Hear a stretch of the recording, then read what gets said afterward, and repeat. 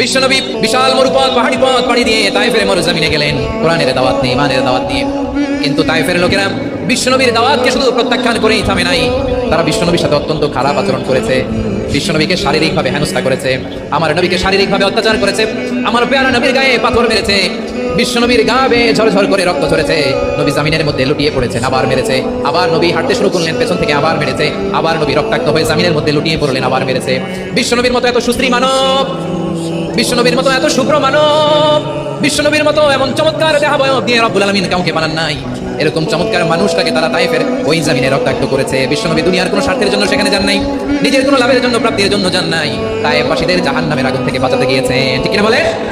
খেয়ে না খেয়ে দিনী প্রচারের কাজে নিজেকে দিয়েছ বিলিয়ে, তায়েফের কাফিরেরা চিনল না সে আলো, দুষ্ট ছেলেদের পিছু দিল লেলিয়ে, পাথরের আঘাতে ক্ষত বিক্ষত হয়ে সারা শরীর থেকে রক্ত ঝরে।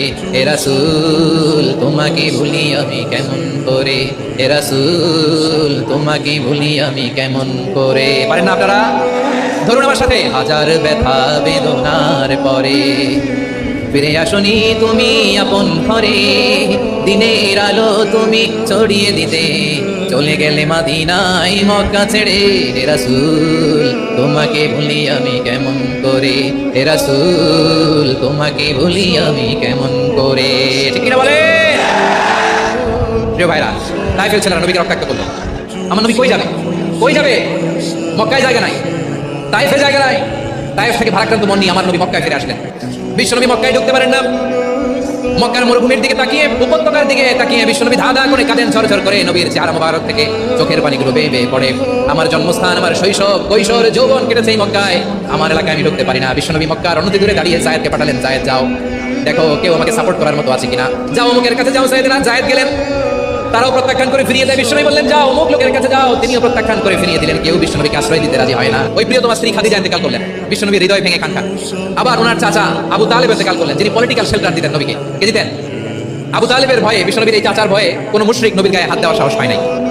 এখন স্ত্রীও নাই, চাচাও নাই, নবীকে আশ্রয় দেওয়ার কেউ নাই। নবীর চারদিকে অন্ধকার। নবী এখন কই যাবেন? আমার পেয়ারা নবী নতুন স্টেশন খুঁজতেছেন, নতুন দাওয়াতি প্ল্যাটফর্ম খুঁজতেছেন। তিনি যায়েদ বিন হারেসা রাদিয়াল্লাহু তাআলা আনহুকে নিয়ে মক্কার পাশের একটা নেইবরিং সিটি তায়েফে চলে গেলেন। কোথায় চলে গেলেন?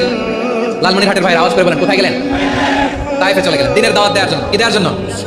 নাকি জমি কিনতে গেছিলেন? জমি কিনতে, দুনিয়ার যশ খ্যাতির জন্য, নিজের কোনো লাভের জন্য? তায়েফবাসীদেরকে জাহান্নামের আগুন থেকে বাঁচানোর জন্য আওয়াজ করে বলতে হবে, ঠিক না? নিজ জন্মভূমিতে বিতাড়িত বিশ্বনবী সর্বশেষ বিশ্বনবী বললেন যাও মুতাইম ইবনে আদির ঘরে যাও। মুতাইম ইবনে আদি মুশরিক,